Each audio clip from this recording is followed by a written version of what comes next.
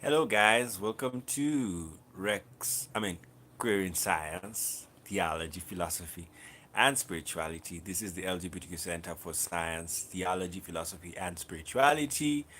And we are on a very interesting topic. There are very many topics to do. And, being a media center, we have so many things to do. And right now, I'm I'm still solitary in the sense that I'm setting the foundation for QSTPS. But I know as time goes on, we are going to increase and we will get manpower and we will be letting the manpower do the certain areas of QSTPS. But for now, because this is my space, I have to form the foundation for many topics and many discussions. And very soon, the vision we have is that we will be a big center all over the world. We will attract very many big minds because we are our goal is to know. That is our goal. Knowledge, because knowledge is power. And and when we have knowledge, you have power, and power to do very many things. The reason why we can't fly in the sky is because we don't have the knowledge to fly. No, Jesus Christ did that. It's said in the Bible that he flew and went up in the air with no wings, nothing like wings. This the problem of art, religious art, they make you okay. There are some angels that have wings, but there are other angels who don't have wings. Not all angels have wings. And so when Jesus went up to the air, he didn't have wings. So what was it he had? He had some knowledge. And remember what I told you, you are science, because science is truth. God is science, and you are created in the image of God. You're created in the image of science. So you are science, walking truth. And there are different truths, diverse truths. The LGBT truth, there are those who are lesbians. They are showing us who a lesbian is in that form. A gay person, who a gay person is, who are bisexual, every identity, every race. Every race is a shade of God. Every race. Everyone is a shade. There's nobody useless. Absolutely none. Even those in prisons are loved by God, and they are images of God, and they are gods. Everybody, from the best person to the worst person, everybody is an expression of God and is a God. So you have to so by that being the case, and we had discussed last time, and we said science is truth because science is the body of truths. So Jesus said, I am the way, the truth, and the life. So Jesus is science, and then he's also God. So God is science, and because we are gods, we are also science. That's what you need to understand. And why did I say that? And because we are science, then we are knowledge, and then we are power. That's the beauty of that philosophy. We are power. We are knowledge. We are wisdom. We are we are Christ. We are one with God. That's why we are one with science. When you know the science of yourself, you know yourself.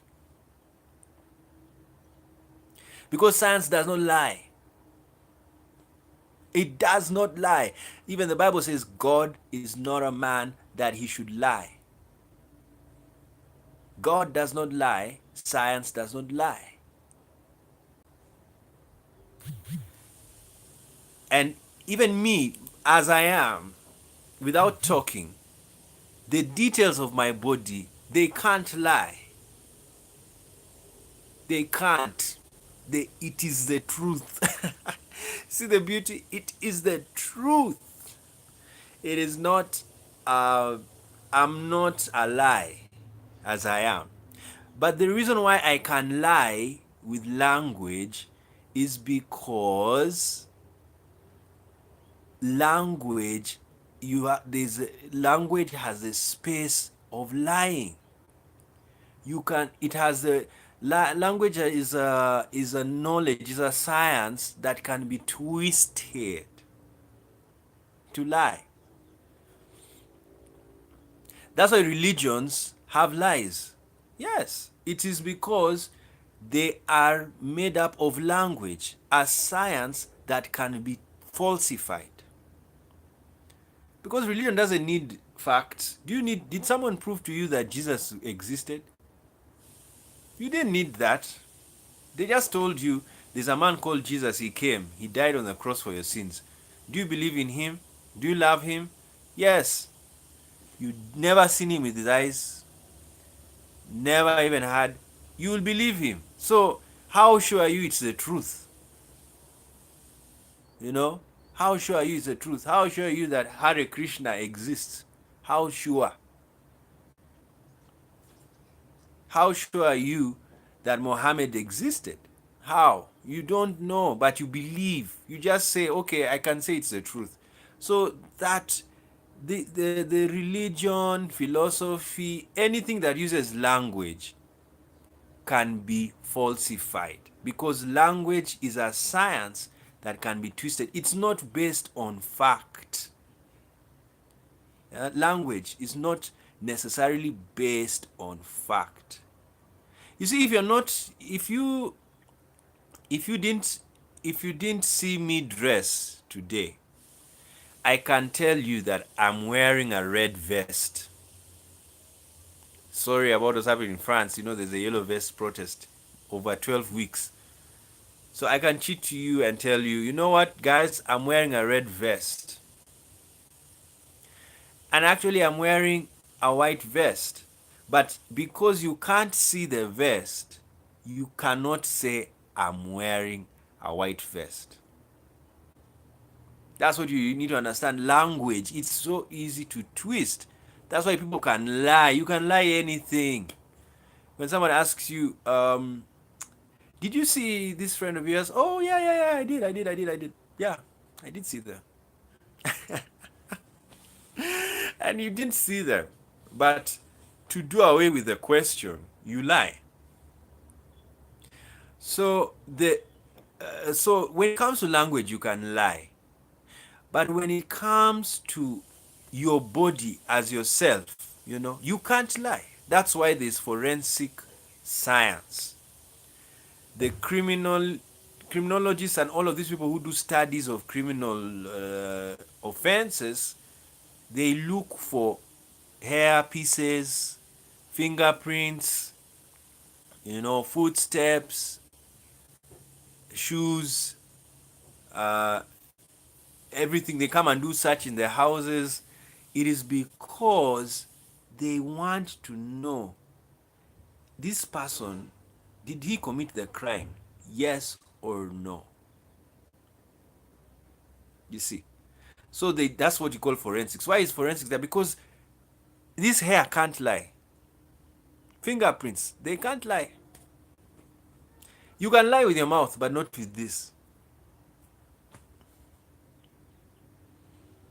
You can lie with the mouth, but not with this. So you are a walking science. Your science embodied. And science is unique. You see, what I like about the definition we read on the internet last time is a body of truths. So I'm truth, your truth, everybody's truth. And truth is God. And God is truth. And science is truth. Good. That was what you call, pre-sermon before the sermon. Now, today we want to focus on another area we are doing research. QSTPS is a research center mostly. Uh, you know, Seek ye first the kingdom of God. Seek ye first the kingdom of truth. Seek ye first the kingdom of science. Seek ye first the kingdom of wisdom.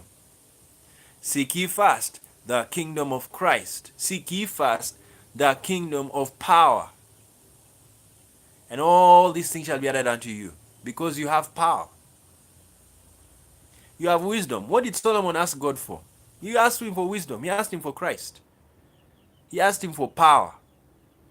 He asked him for knowledge. And he got riches. That is what Jesus was saying. Just seek knowledge. Seek truth. And researchers are searching. They are seeking truth. So that's what we are doing here. And we touch different topics to leave you to go and study to find out. So read everything you can. Science, especially science. Read it. And that's why some religions, I don't I don't advocate I advocate for science first. Yes, because it's so objective. Religion can come after. But science must be taught, and properly and very well. Because when you do that, you make people um, very knowledgeable, and they are not. You see, when you are trained to be a scientific mind, you are not susceptible to deception. That is very prominent in religion. You see, Thomas, of the disciple, all the disciples, Thomas was the most clever. Yes, he may have not got blessings like the others because he didn't believe, but naturally he was the best. The best scientist in that team was Thomas, because he said, "Until I see him and where he was nailed, and I feel the nail prints on his hand, I will I will not believe that he is resurrected." So Jesus came and told him, "Well, I have resurrected. Here I am. Touch me." He even told him to touch him. And what did Thomas say? My God.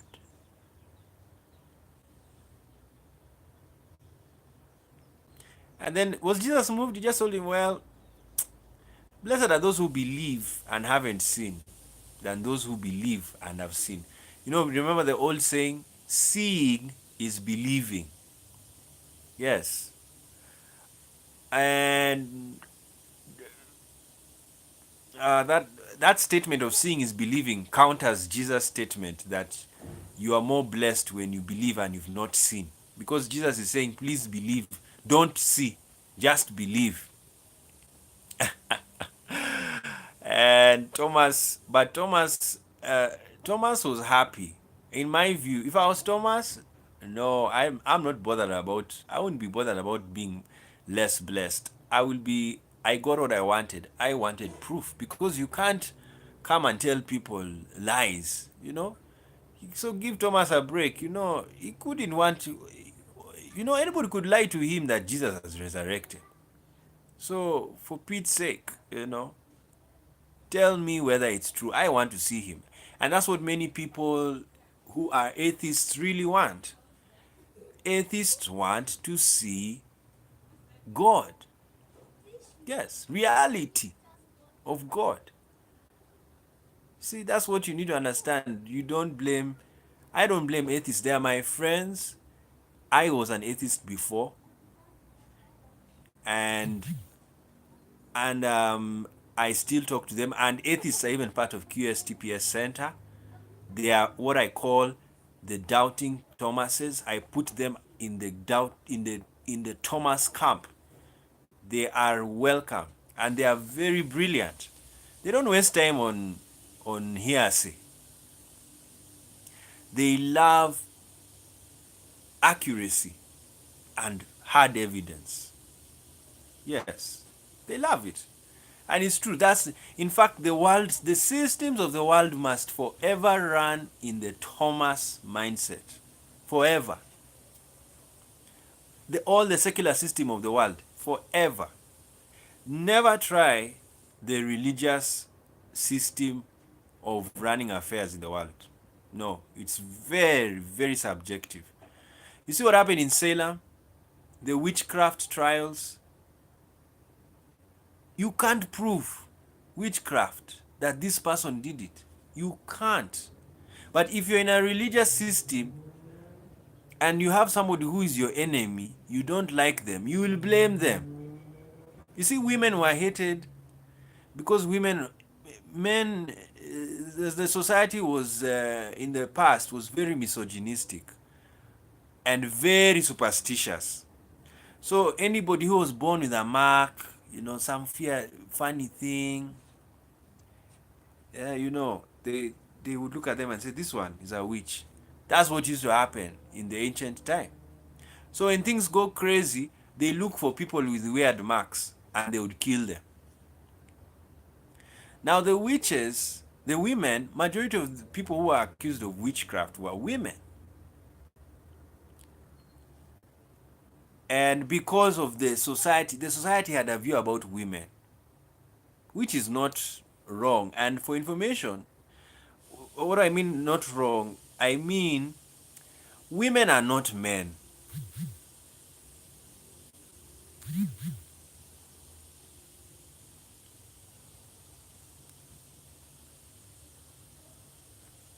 Yes.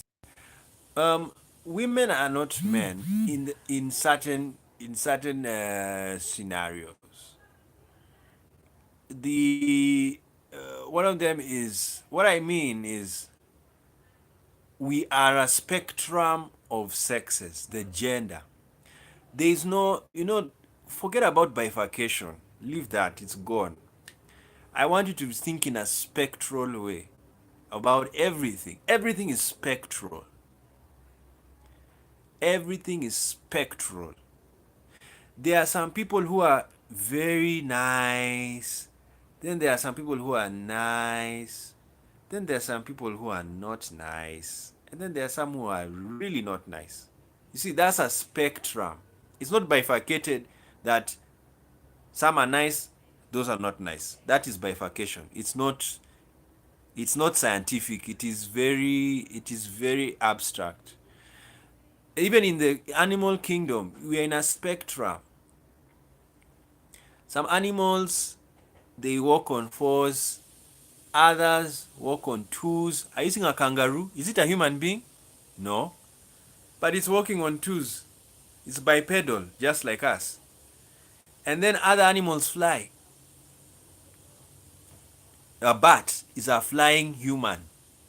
It's a mammal. It gives birth like a mother. Yes, it's a mammal. It has breasts.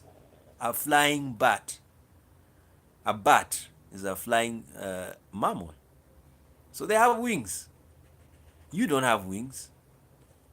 And the other there's the egg, the platypus. It's a four-pedaled, quadrupedal mammal. So you see, it's a spectrum. It's not you're either walking or flying. No, it's spectrum. Everything is spectrum. And the same to the LGBTQ flag. It is a spectrum of colors. Red is the lowest wavelength. Wavelength means cycles of the number of cycles per second. So red is low, followed by yellow. I mean orange, then yellow. Then the highest color is purple or violet. It's spectrum. It's the matter in it vibrates very fast in a second. So the faster something vibrates, the more closer to it is to violet. And the slower something vibrates, the color matter in light vibrates the photons, the closer it is to red. That's why the whole spectrum is of infrared and ultraviolet. The sun's rays are ultraviolet, and it's very weird about the sun because the sun is red hot the closer you get to it. Are you seeing? It's a spectrum. But we on Earth, we are affected by ultraviolet rays. Do you know why? Because when the rays come from the sun, the red hot sun, the time they reach Earth, as soon as it reaches Earth, we are feeling the ultraviolet part of the ray. Have you seen fire flames? Which part of the flame is blue? The outer or the inner? It's the outer. Because the closer you are to the light source, the more infrared it is. The closer it is to red. And the farther you are from the light source, the more violet it is. That's why there's a blue flame. It is because it is far from the source. However, for weird reasons, sometimes that flame is even the hottest. So that's why we are affected by the ultraviolet rays. Yet the sun is red hot. But the rays are ultraviolet. They are ultraviolet because the ray is coming from very far. It's like a rainbow, but you don't call it a rainbow, you call it a sunbow or a light bow. Yes, that's why you can see, if you play around with your eyes, you can see the spectrals of light without rain. Yes. All right. So that's the science. So what was I trying to tell you? Life is spectral, and even when it comes to power, as we are today, we want to talk about paranoia, paranormal sciences, and parapsychology. We are going to be having a section. I used to have a philosophical channel where I talked about parapsychology, and I want to come back to that. And also, we are going to later on. We're also going to add astrotheology, and uh, the reason why we are doing this for parapsychology, we believe that the world is has paranormal limits. You know, para means past. We believe the world is para. It's not limited. And what you need to understand is about life. When you read religion, it has a lot of paranormal events.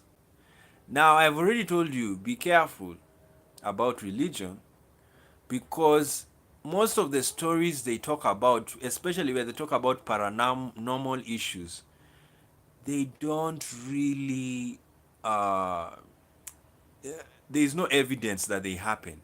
Like the story of the Israelites, like the Red Sea opening up. No one, I mean, who is there to give? You see, that's why there are so many atheists. Atheists are increasing because they question those events. Did that event really happen? However, so most religions have paranormal events, and even science. And then science, the weakness of science is that it focuses only on material, normal things that exist. So they don't even want to waste time to study something outside science, matter. You see, like this. Now, look, between my face and hand, is there something you can see? You see? You'll say there's nothing you can see, but there's something. There's something because the air is filled with matter. There are particles. They are there. They are. But you can't see them because our eyes are limited to the visible light spectrum. But it doesn't mean things don't exist. They exist here. So science is not going to waste time to really know what is here, because the machinery it has, you see, when you use them, the irony of the microscope and the telescope, all of these things, is that you are using your weak eyes. So that's the irony of all of these machines we use. It's like a blind person using a telescope. So that's where we are. We as humans, yes, it's good we invented telescope, we invented the microscope, but the fact is there are some things we cannot see, not because we don't have the machinery, but because our eyes are weak. And I did in the other video, but on Facebook, Aquarian Pastor, aka Gay Pastor, and we said, when Elisha, it was actually the story of Elisha, not Elisha, Elijah. Elijah was going up to heaven, and the chariots of fire came to pick him. And actually, in fact, it's not even Elisha, it's not Elijah, it's Elisha. There was a war in Israel that time, and Elisha was with his servant. So to win the war, the angels of God came in chariots of fire.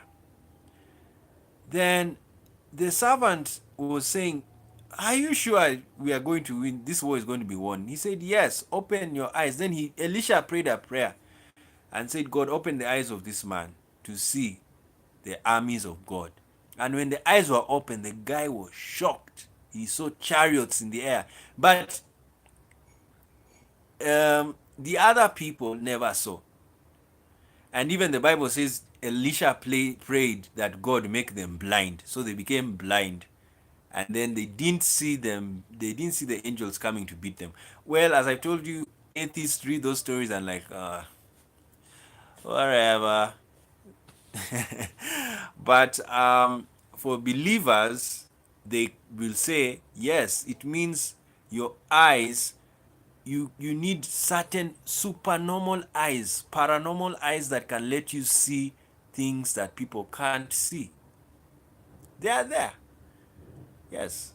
And then, of course, sometimes you can wonder, is it hallucination? Am I hallucinating? When you've seen a ghost. I don't know if you remember seeing this video that when CNN went to visit Michael Jackson's house and they were interviewing the people about how he died, his shadow appeared. It's there. It's forever on YouTube. And people were like, what? Is that Michael Jackson? That he came to visit because CNN had come. So there's a belief that when you die, you are still in the world. As I told you, I've been doing the series, Death is leaving the planet and staying in the planet at the same time. And I explained to you about the Meru community in Africa, Kenya, that believe that when you die, you become the living dead. And what that means, your spirit is still around until everybody who knew you physically dies. Then you become a spirit. So, and that's the theology in Africa. They believe in the living dead. They're around. They're just around, walking around. Then after that, when their compatriots and their contemporaries die, they will now become spirits. So ancestral spirits. Yeah. Now, let's finish. Let's continue rather. So that is what you need to know about the light and seeing and all of these things. And when you look, so I'm of the view, like There are some animals which are very good, have very good eyesight, and they can see. I'm of the view that we should try and make human beings have that type of vision. Can you imagine having a human being that has the eyesight of a locust? Compound. You know, compound eyesight? Yeah, you can even know something is behind me. Now, the sense we use to feel like there's something is intuition. Yes, or what you call empathy. You know, empathy, you go into a room and you feel, there's something wrong in this place. I sense it. You know, that is somebody who is very is sensitive to the environment, because you see, you don't see the okay, sometimes you can see the place. Look at horror movies. Have you seen a horror movie? The best horror movie is the one whereby it's a nice Mary Poppins house, you know, yellow walls, red carpet, uh, light green lamps. Imagine, will you ever think that's a horror movie? Then from nowhere, horrendous things appear. So that is a nice horror movie, because the environment is so deceptive. It's making you think that everything is calm, everything is beautiful. Then all of a sudden, a monster just appears and is coming for you. You know, so that's. But most horror movies are kind to people. They make the environment very dark, so that you can feel there's something wrong. There's something here. Yeah, there's something not right in this place I've entered, and maybe something's going to come for me. So that's why horror movies, they paint. It's a funny game they do. It's science. Yes, it's science. And because if you enter a dark room, it is so intimidating. It has a way to control you and your psychology. You know, it's psychological warfare. You know, the room. You go. Have you walked to the places where there's poverty? You just see poor people. Things are sewage is passing through everywhere. The house is almost collapsing.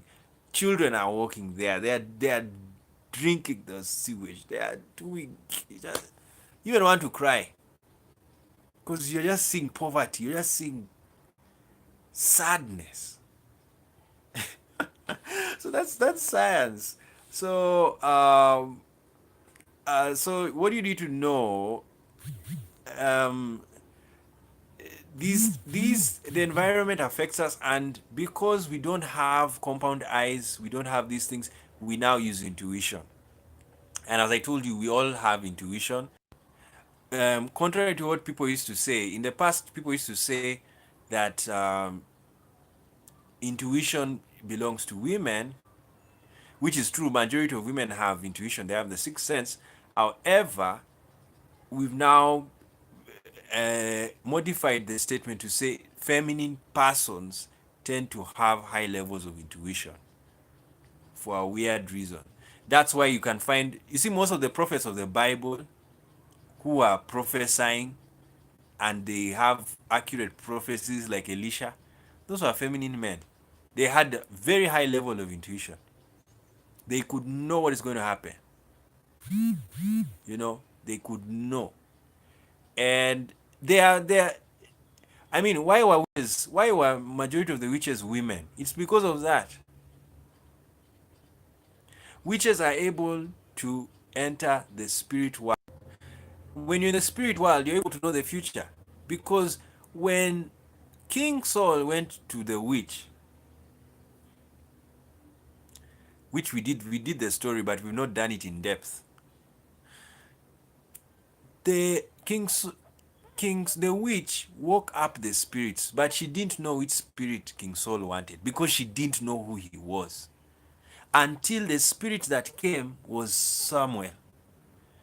And then when she saw Samuel, then she said, "This is King Saul." Because the only man who used to talk to the king about life was Prophet Samuel. And Samuel told King Saul, you are going to lose the battle. Now, what happened there? The spirit from the dead told him what is going to happen. You see? So the spirit world already knows the future. That's why people go to witches, so that they can manipulate the a love potion. What do you want that person to do? You want that person to manipulate the future, that that person will love you. That is how it is. It's a science. Yes, it is a science. Paranormal sciences. These guys were scientists. So they just didn't. You see, science is a practice. That's why I always tell people practice makes perfect. Of course, like that. That's what the English proverb says. And everything is a practice. Everything that can be done is a practice. Yes. The so Samuel, the dead Samuel, the spirit of Samuel, came and told the witch and Saul that you're going to lose the battle. Now, if I was King Saul, I would say, nah, I would do my best. And this is what most atheists do. Atheists don't listen to prophecies or messages and they don't take them seriously, because the belief of most atheists and most people who believe in this the fact that you are a god is that you can be able to overturn the decision or the message from a spirit. Yeah, you don't have to be a slave to the message from the witch or the spirit. Yeah, you don't have to. So even if they tell you that, oh, you're going to die, you know how many doctors tell people that you have 3 months to live, this cancer is going for you, and then people say no, it can't. So they do their best to live long. Like there's a friend of mine, he said he was going to die by October. I I just talked to him a few weeks ago, and I was like, but what happened? There was even another one I was thinking about recently. He's a prophet. He said he was to die in 2016. He's still alive. You see, so what happened to the message that you are to die? You see, that's what. So just because you get a message from a spirit that you're going to do this is going to happen, doesn't mean it's going to happen. It's the same with horoscopes. Just because they tell you that today is going to be a bad day, you see, that's the game. It's a playing of games, manipulation, and that's what you need to understand. So when Saul, because Saul really loved Samuel, he really respected Samuel, he took it seriously, and you know it affected his psychology. When they went to war, he lost, and he committed suicide on the battlefield. So that's what you need to understand about parapsychology. That was a parapsychological event in the Bible about Saul. And then today we want to read another one, and we'll finish the video. This is just introducing the playlist for parapsychology. We will deal with that one of King Saul next time in depth. So um that's basically parapsychology, because psychology is communication, is the science of the soul. Parapsychology is the science of extra soulish or spiritual activities that take place beyond the soul. You know, when something takes place beyond, it is taking place in the soul and outside. That's why it's called parapsychology. Beyond. When you're beyond something, it is in and it beyond. Beyond doesn't mean outside. It means in and out. That's what even a paralegal is. a paramedic. He's in medicine, but he even goes out. He's out beyond so that you they are doctors, but they are very weird doctors. They are beyond. It's weird language. So parapsychology is the same. It is inside psychology, but outside, talking about the paranormal sciences. You're inside science, the normal sciences, but you're studying sciences that are past normal science. They have even gone beyond. Like when you dream, like dreaming is parapsychological because it is beyond real life, reality. Because when you're dreaming, do you look at the clothes you wear? Imagine you're in a dream, you sleep naked, and in the dream you are wearing clothes. So can you explain that in science terms? How did that happen? Because naturally you're supposed to dream.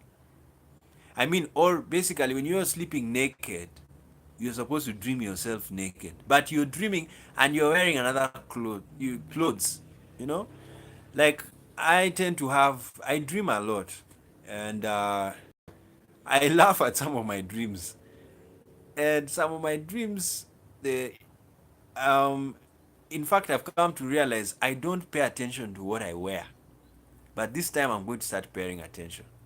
But there's one dream I dreamt that was very interesting, and I knew what I was wearing, and I knew the meaning. It was a gay dream, and I knew what it meant. And I won't say it. No, those are some things you have to be kept secret. So that just know I knew what I was wearing, and I knew what it meant to wear that color. But when I was sleeping, when I had the dream, I was not wearing that thing. So that's what I'm trying to tell you. Dreams are parapsychological events. So what we'll be doing in this playlist, we'll be looking at the parapsychological events in religion. We will be looking at the paranormal events in religion. Looking at the paranormal events in religion. And we will also be looking at the paranoia. Paranoia is knowledge beyond, people fearing. That's where intuition is. Intuition is knowledge that has no, it is extrasensory. You see, that's where you get the word tuition. Tuition fees, meaning you go to school and you get knowledge through hearing, through seeing, and through hearing and seeing. And of course, through smelling and through touching. Yes. Education through smelling and through touching. Yes. Education in school is sensory. Education in school is sensory. You sense. Like if you are a builder, you will know which stone to use. You have to touch it. If you are a doctor, you will be touching fingers of people. You will learn how to touch. So that's there, you're now learning. So that when you touch someone like this, you know this person is sick. Check his pulse. You see, that is using the sense of touch. Then others do more learning hearing, like musicians. They learn how to have good ears. And then others learn through seeing, mathematics. They have to do the calculation for you, so you see the math, and then you see the formula in your head, and you visualize. Have you seen, you remember in school, the mathematical problems, they never used to draw the problem. They write a whole paragraph. That's why very good mathematicians are good linguists. Yes, they understand the language. However, I remember in school, I used to have friends, they were not so good in English, but they were so good in mathematics. So I used to wonder, how do these people, are they passing this thing? It's because it's weird. There's something you need to know about mathematics, that even though it is language, it uses language, it is not language. It's not language. There's an understanding. There's a spirit that you must have to understand it. So that's why some of my friends, they were doing so well in math, the sciences, physics, because physics is just mathematics, modified, applied mathematics, and even chemistry. All of those are mathematics. But then when it came to the languages, I was like, is this the same guy? It's because language is also a science, but it's a very complicated, it's an abstract science. It's not based on fact. It's beautiful. Knowledge is very beautiful. So we'll be doing now in paranoia. You know, when you're paranoid, um, you feel like there's something going to happen. I just feel it. You know, I just feel it. The paranoid people, they have, it's like they have knowledge that something is, they're always suspecting, and most of them work in areas whereby there's need of security. Yes, don't never play with anybody who gives you even a false alarm. Don't you dare. You know, I remember one time there was a policeman who told me, no, if you make false alarms, the next time when it is true, no one will come. I said, that's wrong. You don't say that. Because what is the job of someone answering to an alarm? It is that there's something that has happened. Even if it's a false alarm, you have to check. That's how security is made better and better. You don't just say that, today is, you remember the old story of the guy who cried wolf, and he cried, there's a wolf, then people came, there was no wolf, then the second time, there's a wolf, then people came, there was no wolf, then the third time, there's a wolf, and it actually came and people didn't come, and it devoured the people. So that is what you need to understand. You see, the people were wrong in that story. It was not the person. You see, you can interpret stories differently. In the past, whenever they used to tell that story, they used to say, don't cry wolf, because the day you truly see a wolf, people will come for, people won't help, and that's when the thing will happen. Then the interpretation of that story was, don't lie, or don't tell people that there's a wolf and then there's no wolf. But come come to think of it again, no, that's not the proper. There's another way to interpret that story. It is always respond to any call of danger. Yes, it first of all, it makes you better. Secondly, you learn that, okay, this is what happens, okay, fine, but always answer to every call. Reason being, what is the goal of the security apparatus or anything? It is to ensure the security. Because if you don't, if you base your judgment on, this guy is always crying wolf or crying fire, and it's true, do you know whom they'll blame? They'll blame the security people. They'll blame the firefighters. You didn't come early. They will not look for the person who called. That's not the important person. The important person is, did the people who are supposed to protect people from those things, did they answer?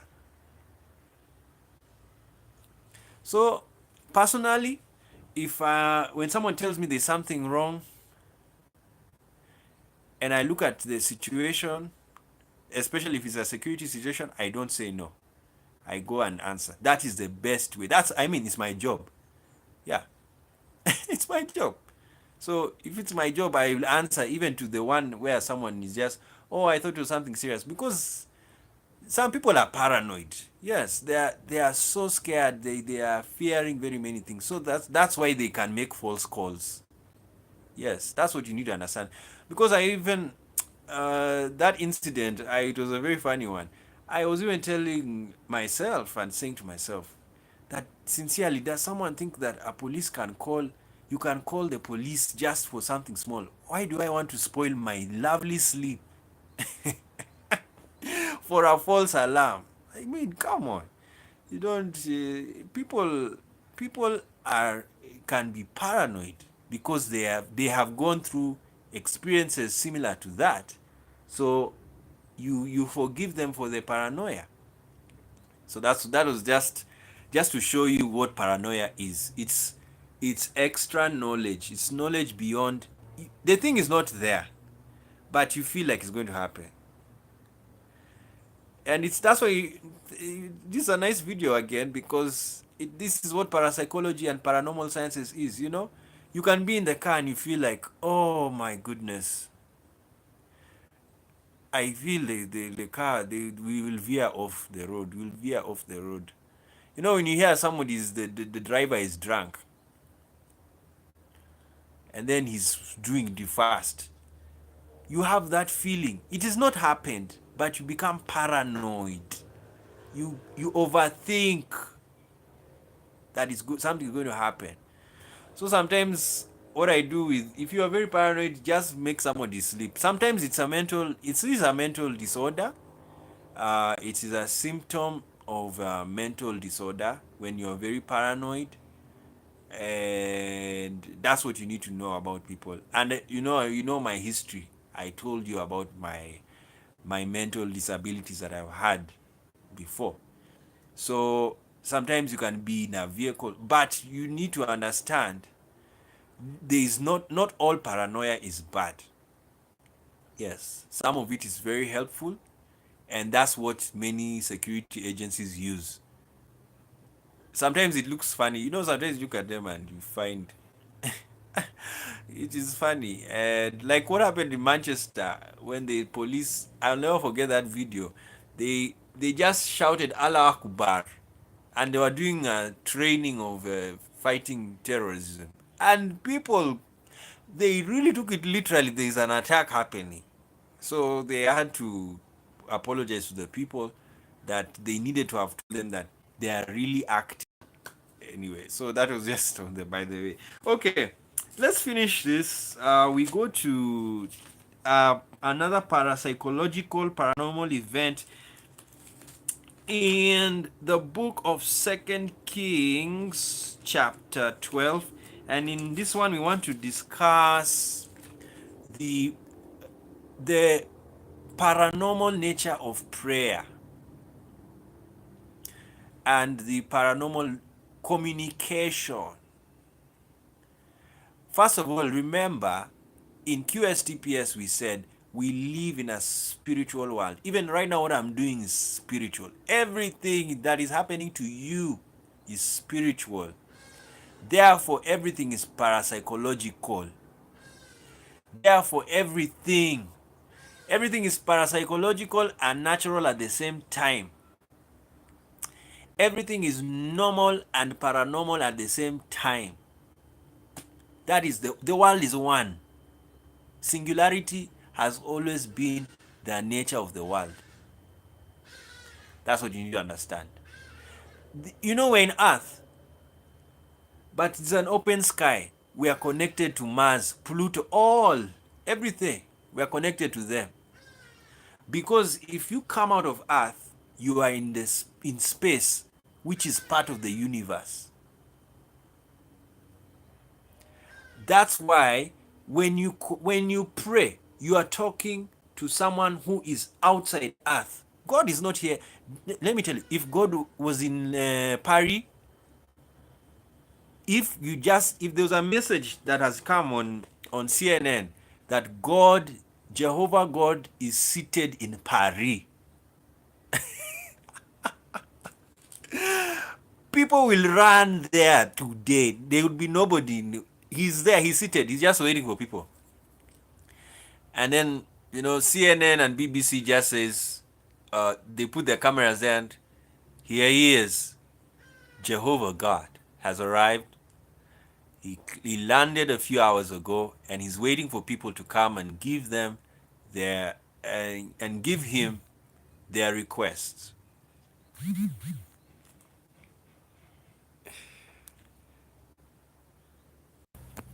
And give them their requests.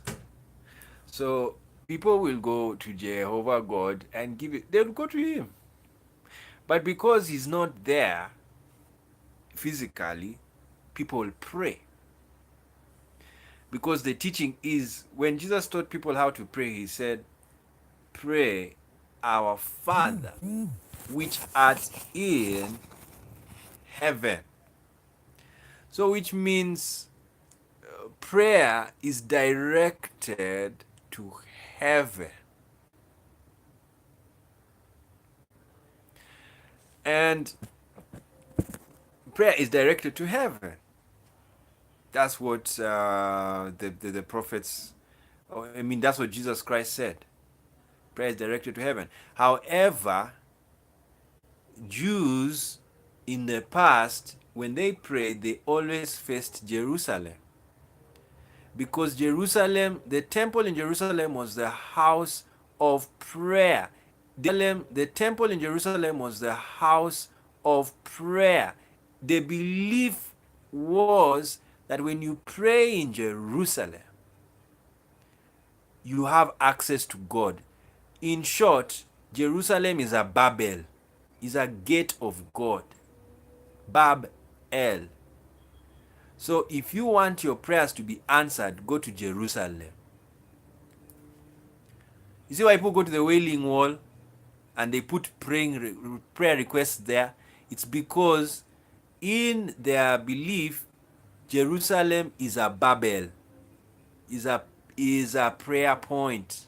It is a portal. It is a gate of God. Now, for the Muslims, they pray facing Mecca. Why? Because according to Islam, Mecca is a Babel. It is a gate of God. You go there and you enter the gates of God. And you put your prayer request there. That's why the Kaaba is there. The Kaaba is in Mecca. It is because it is where they go and make prayer. It's a Bab El. But the Jesus prayer system, that's why Jesus in John chapter 4 told the Samaritan woman that there is a time that has come and is now whereby you will not pray because of where. Prayer is not going to be about where you are praying. Prayer is going to be about just praying. Yes. So you don't need to go to any place. You don't need to go to any temple, any shrine. You can just connect to God here, like now. Just connect. And this is what Easterners, Hindus, Buddhists, they do. That's how they don't need a place. They build temples. You're free to build a temple, but you're also free to just pray in the house. You're also free to pray walking. You're also free to, you can do it anywhere. That is now what you call spiritual worship. They left the building system. Jesus left it long time ago.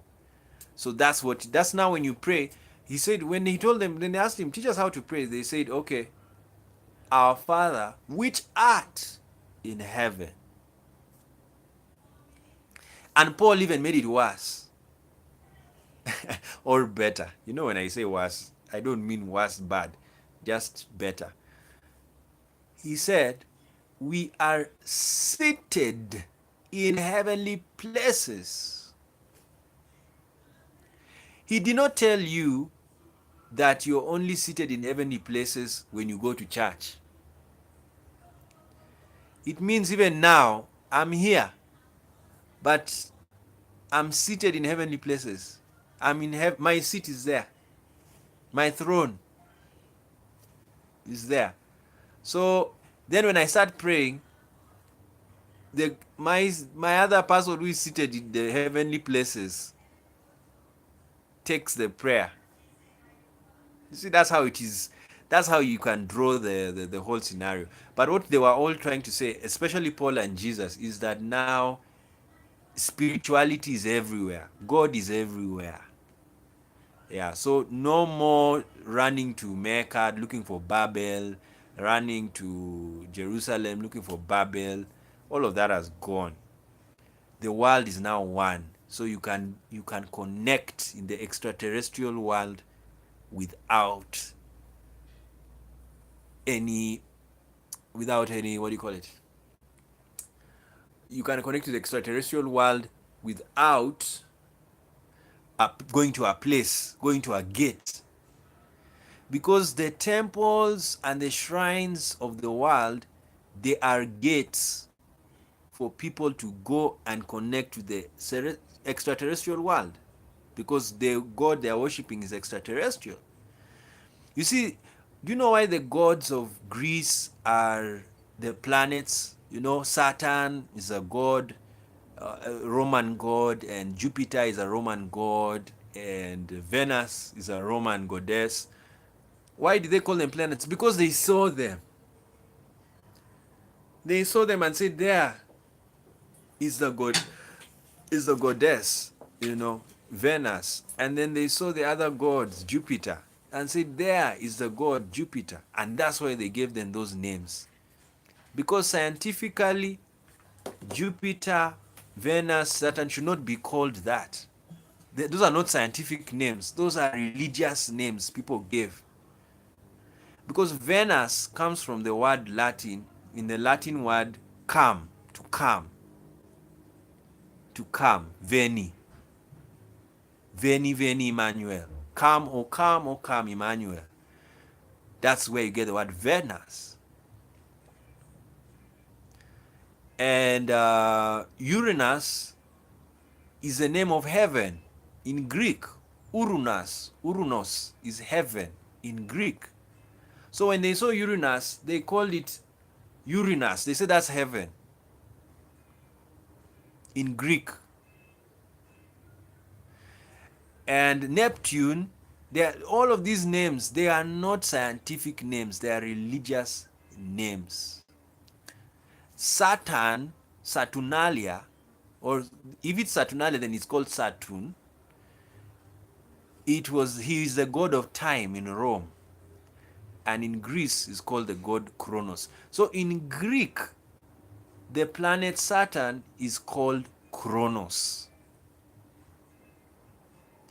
Then I think Jupiter or Neptune, most likely Jupiter. In Greek, Jupiter is called planet Zeus. It was the largest planet. It was called planet Zeus.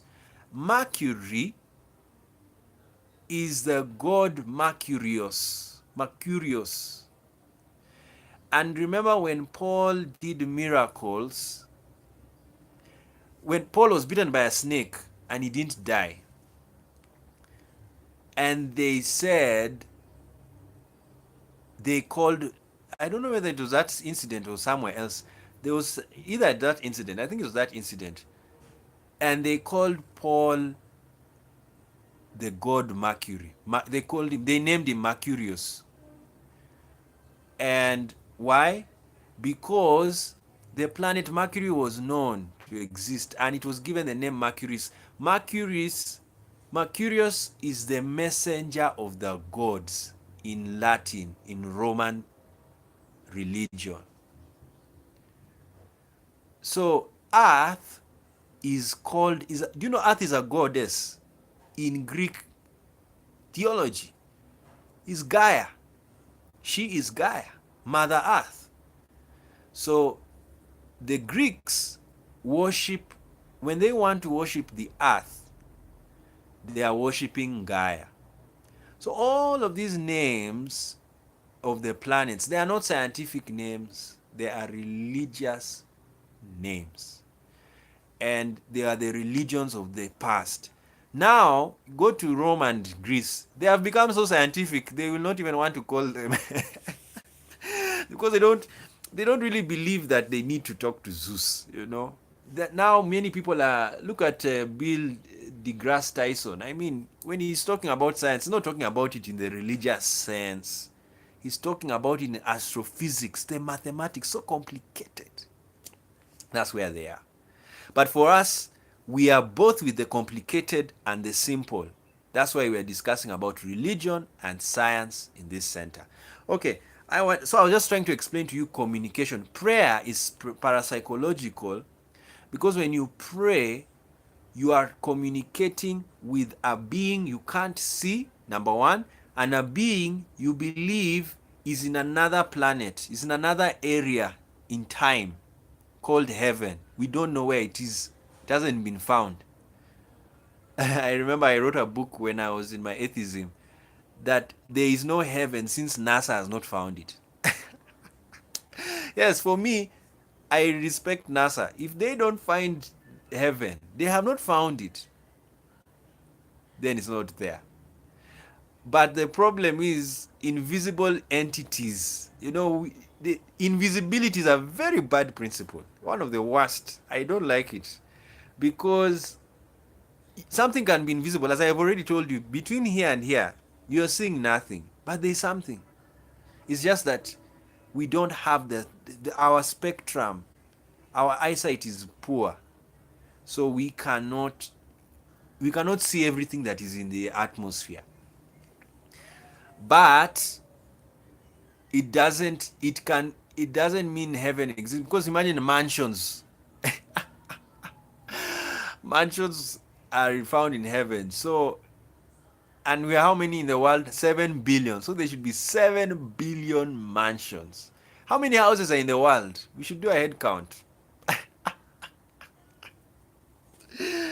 Not apartments, houses. 7 billion mansions should be in heaven right now. So that now when a kid is born, okay, God, kid 7.7 billion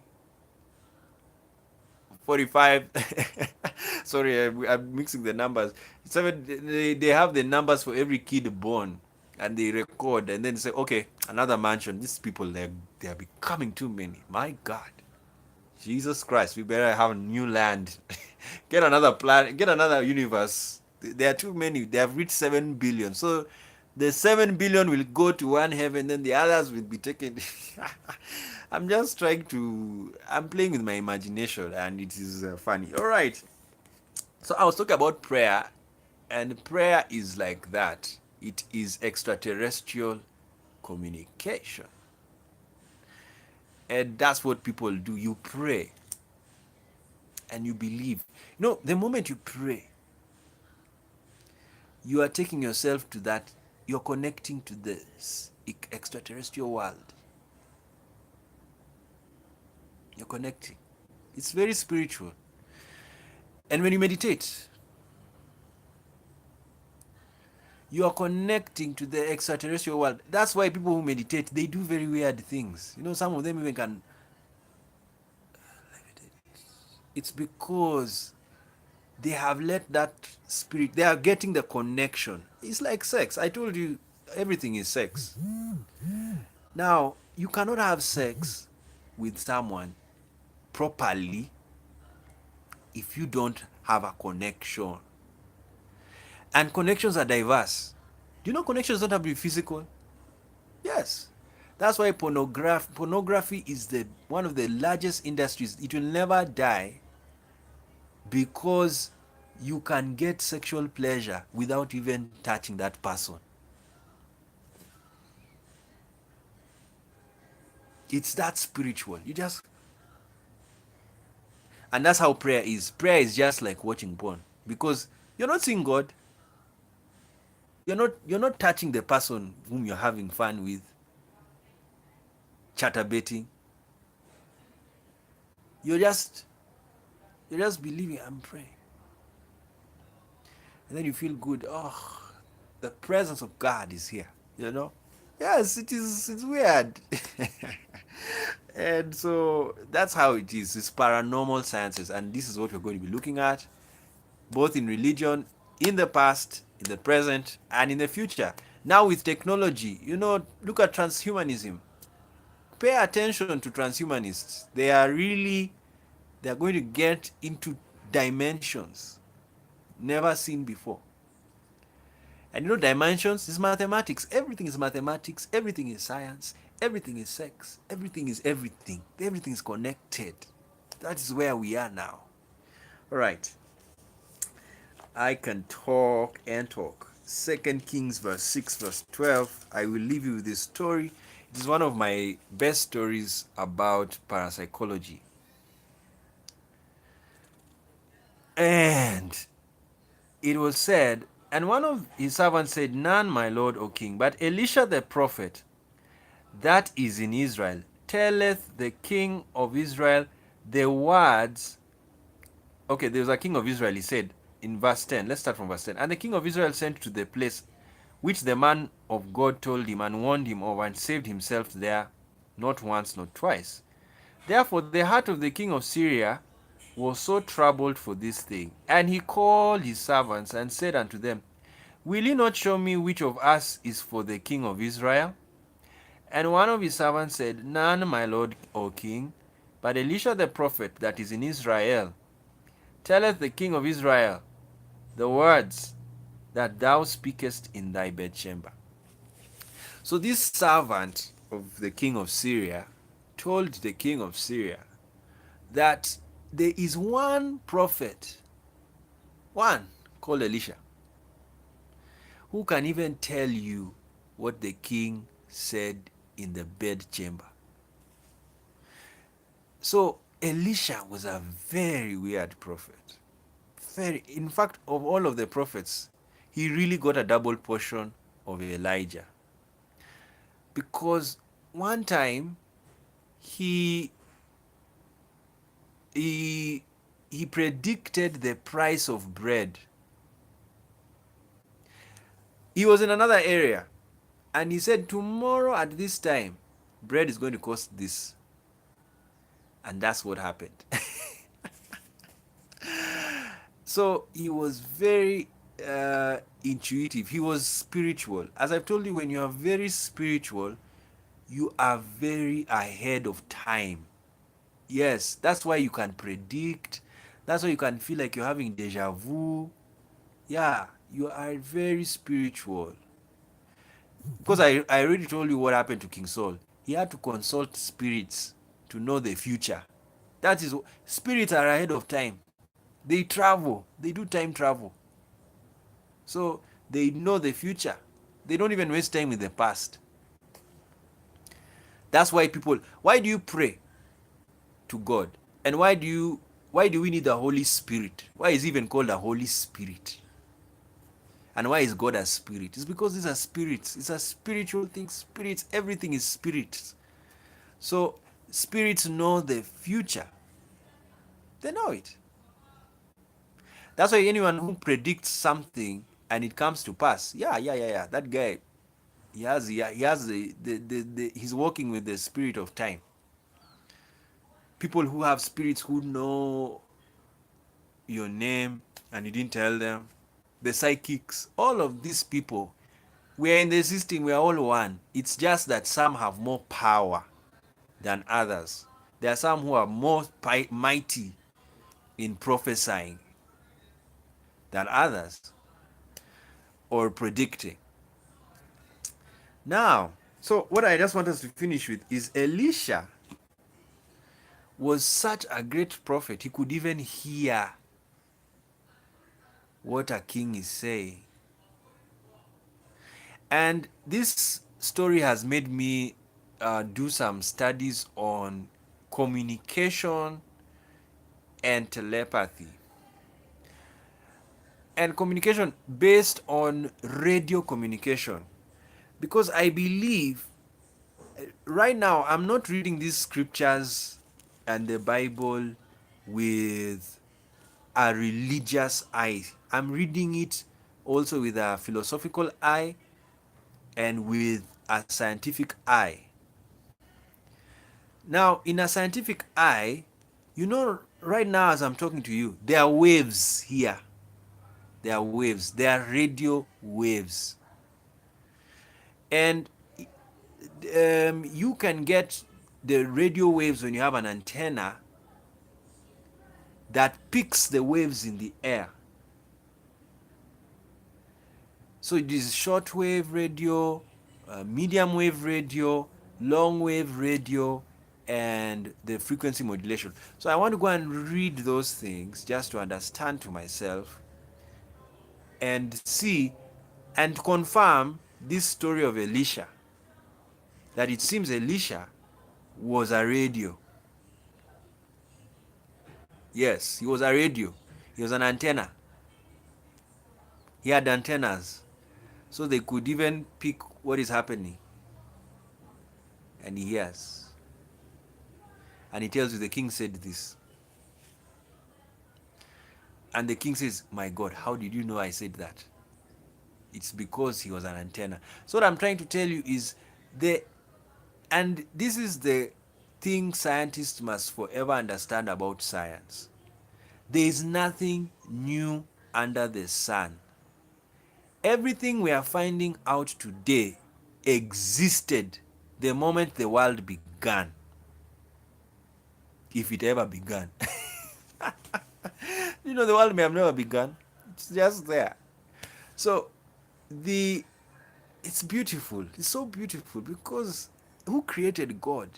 God may have been created by somebody else, by many other gods who are also created by another people who are also created by another. It's beyond human comprehension what is happening, what the world is all about. But it's fun, and this is what QSTPS is all about. This is a center for fun, research, knowledge. I mean knowledge, and what is knowledge? Sex. So we are always having it all the time. We are having it in different ways, and so we keep on doing that. So realize Elisha was a radio. He was an antenna. He was a mobile phone. He was a computer with satellite connection, because he was able to tell you what the king has said in the bedchamber. And the story hasn't finished. I don't want to finish the story. I just wanted to show you the power of Elisha, the parapsychological powers or paranormal powers that he had. And of course, he had the paranormal eyesight, whereby he could see whatever is in the air, and other people don't see, blah blah blah. So what am I trying to say? Let's read these things. Let's broaden our understanding. The more we know, the better. I mean, as I've told you, like there, I've told you how you just pray. That's what God said. They that will worship me will worship God in spirit and in truth, in science. That's why I don't attack yoga. Yes, they are really connecting. Try it out. Go. Try it. Yes, they are connecting. Don't attack Oprah. She's in it. She's there. She's very active. Yes, connect.